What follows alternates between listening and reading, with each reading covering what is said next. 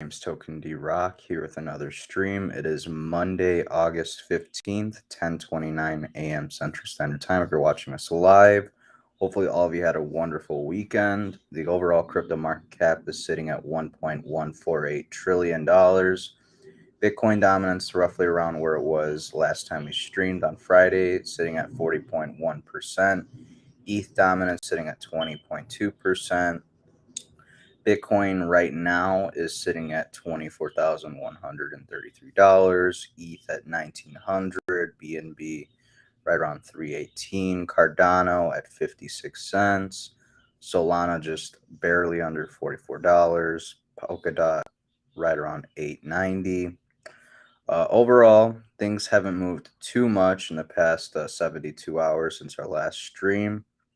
Looking at the 1 hour chart, if we go back just a few days, Bitcoin did kind of hit 25K and then got rejected. Bears brought price action down to like 23.5, 23.6. Bulls tried yet again. Bears pushed them back down, and it looks like the Bulls haven't successfully put in a hourly candle, above 25,000, 25,200. It seems like there's some heavy resistance right around here. The bulls need to break through. Good thing is, if we look at the bigger picture, Bitcoin is for the most part making a set of lower highs. That's not to say it can't change here the next 24, 48 hours. But overall, this isn't too far off from where we need to go. So, what do you guys think? Do you think Bitcoin is going to break 25K pretty soon? Maybe we'll have some support at 25K and then rally onwards. But yeah, not too much has happened the past 72 hours. Again, this bear flag is about to be invalidated. It seems like every time Bitcoin goes above 25K for the past few days, it kind of gets dragged below 24.5, 24.2. But overall, this bear flag looks to be like it's going to be invalidated here in the next few days. That is, unless we get a massive dump to the downside. I mean, that could always happen. We could go back to like 22, 21K, retest those lines of support. If those hold, well, then we'll start rallying on the upside. But again, time will tell. Not a financial advisor. Everything you see or hear in this video is for education and entertainment purposes only. Over in El Salvador, they have some liquid immersion coolers for Bitcoin mining that are headed that way. This is pretty cool. I'm not exactly sure how these work precisely. Not sure if the coolers are just used to keep the mining rigs from burning or, going up in flames, but nonetheless, very cool to see that there's more development when it comes to Bitcoin mining ahead. Just in $33 billion digital bank Revolt wins approval to offer Bitcoin and crypto to its 17 million clients in the European Economic Area. Huge win for Bitcoin and crypto.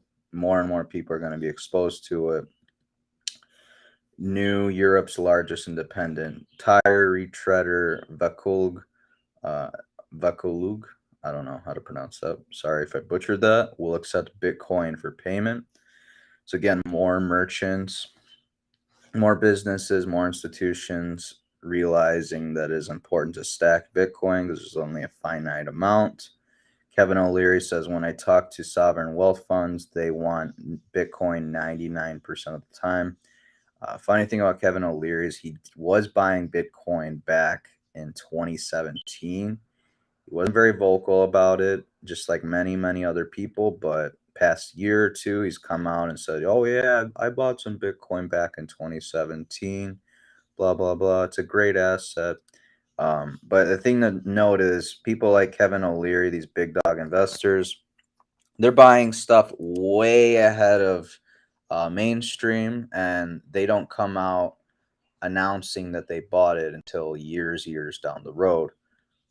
Because again, if something's so good, you don't want to, especially with these big dog investors, they don't want to be telling the little guy about it, because the little guy finds out, that means there's less Bitcoin for investors like Kevin O'Leary. Brazil has XP brokerage over in Brazil launched their Bitcoin exchange to 3.6 million customers today. Again, more exposure, digital assets to people around the globe. Very, very good for adoption. Coinbase come out and said the Bitcoin Lightning Network has the potential to disrupt $150 billion payments industry. So why not implement it into your exchange is the question going towards Coinbase.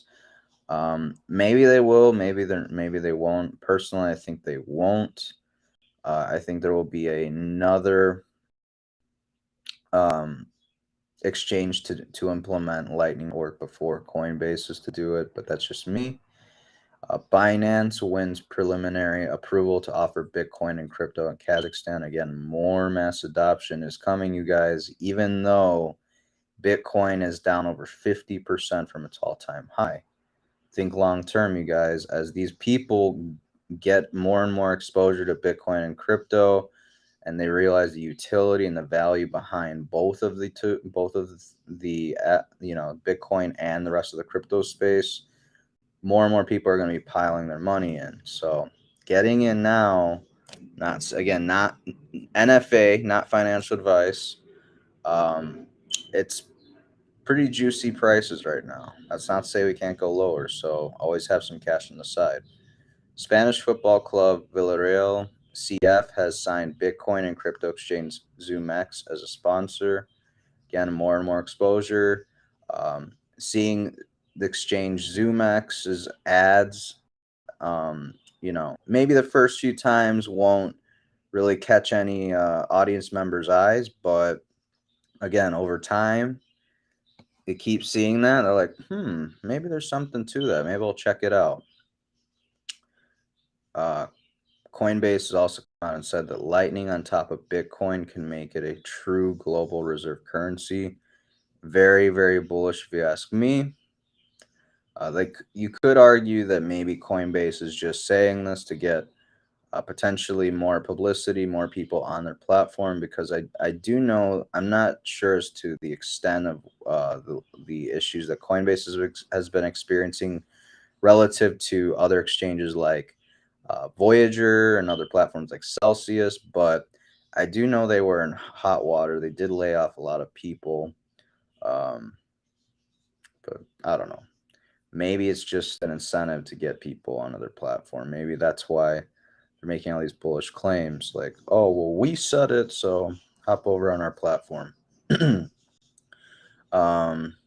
Better to board a boat of Bitcoin than stay on a steadily sinking ship. And that steadily sinking ship is central banks. They will never fully sink, in my opinion, but the extent of which their power reigns over you and me leading into the future, I think will be waning in some parts of the world, will be growing in others. Over in the Netherlands, a local Dutch farmer accepting his first payment in Bitcoin. Adoption is rising. They don't. This is kind of just showing you how easy it is to get started. They say yes. He's a farmer. He traditionally likes to transact in cash, just for convenience and such, but he's open to accepting Bitcoin. What kind of cheese can you And recommend? he's going on basically to show this guy how easy it is to send and receive Bitcoin. You see, he's sending the Bitcoin. It's so easy. And within a minute, transaction's done. It wasn't even 10 seconds, but very, very cool. Thanks, everybody. Use Bitcoin. Very cool. Farmers over in India are also rising up, along with farmers in Netherlands, Spain, France, Italy, etc. People are fed up because they realize these people in power, these people in government, are pushing through policies that would devastate much of the farmers in these countries, especially the small farmers. So, what are you left with? Well, you're left with food giants who basically will be able to control prices however they see fit. Will lead to a less competitive marketplace for you and me, the consumer. So overall, not cool that these governments are trying to push through their ESG garbage and etc. to meet the climate goal, quote unquote. Meanwhile, you have people on private jets flying around, millionaires, billionaires. Uh, Nothing to see here, you know. They're a okay. They can keep doing that. It's insanity. What's happening with birth rates? Norway is down 6%, Stockholm is down 14%, Germany is down 12%, Taiwan down 27%, Britain down 9%, Netherlands down 11%. They've all fallen all over the world at the same time this year. Why isn't this bigger news? Kind of interesting to point out that this has happened in the past year. All these countries are down that significant with birth rates. Um, I don't know. Might have to do with C-19. Might have to do with medical procedure. Not exactly sure, but not good to see that birth rates are going down. Um, what's kind of funny about all this is, so I had a few friends a few months ago that were like, dude, the IRS isn't coming after your Venmo payments, not PayPal payments. Don't worry about it. And I was like, all right, if you say so. And nonetheless, here we have an article from September 26, 2021, roughly about a year ago, claiming that this is misinformation, that the Treasury's proposal wouldn't levy a new tax on PayPal Venmo transactions. Funnily enough, came out just on Thursday. Yahoo News put out another article saying use PayPal or Venmo, look out for this IRS tax form. If you use PayPal, Venmo, and other third-party payment networks, you might get a 1099-K form from the IRS. This form reports transactions from third-party payment networks, and depending on how big your payment is and what it's for, you may have to file with your taxes. A financial advisor can help lower your tax liability with the tax planning strategy. So again, kind of weird that they say, "Oh, it's not going to affect these platforms," blah blah blah blah blah. And lo and behold, within a year, the Inflation Reduction Act was pushed through, and now we're going to have 87,000 brand spanking new IRS agents with guns going after people to pay their appropriate taxes.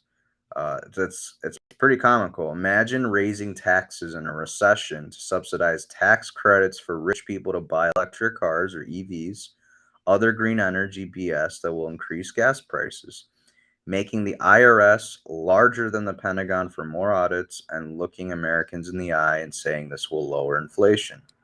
Again, this is all part of the Inflation Reduction Act, which is really just the government spending more and more money, borrowing more and more money that it doesn't have in its possession. As our country's debt is, I don't know if you guys have heard about it, but it's like over $30 trillion, and we're not going to pay it anytime soon if these politicians keep pushing through BS, um, bills like the IRA, the Inflation Reduction Act. That's crazy. Luke Rukowski over from We Are Change put out this: drink our tap water, said the corrupt government official. I watched this clip the other day. It was kind of cringy, to be honest. It looked like he actually sipped the water, unlike Obama over in Flint, Michigan, back in like I think 2012 or something like that. Nonetheless, he's drinking the water, and now this is this is literally just roughly 3 weeks ago. Keep hydrated with the best tap water in the world, and now they're finding out that polio has been detected in New York City wastewater. Officials claim. I don't know what the hell's going on, guys, but this is not a good look for Mayor Eric Adams for sure. What's funny is back in the day, Trump accused Germany of becoming totally dependent on Russian energy at the UN. meeting. The Germans just smirked. Nonetheless, Germany has been having some energy issues because of the war in Ukraine. Russia has restricted the oil has been exporting towards Germany and rest of the EU. I believe only 20% of the gas that would normally be coming through Nord Stream 1, only 20% of it's actually getting towards uh, to the EU and such. So they're at a trickle, you know. So Google searches for firewood has been on the rise as this war in Ukraine doesn't look to be like it's going to be ending anytime soon. So if this continues into the fall and into the winter, Germans in particular will be using firewood like crazy, as I'm sure much of Europe will be doing the same. Not good, not good. But that about does it for today's video and stream. I hope you guys enjoyed it, learned something new, or enjoyed it, and want to see more content. If you're over on YouTube, please like and subscribe, hit the notification bell to be notified when we go live next. I will leave you with this clip, and then you guys can take care, invest wisely, and have a great day. Good morning. I'm here to give you an update on the FBI's investigation of Secretary Clinton. What I want to do is tell you what we're recommending. But first, let me tell you what we found. 110 emails.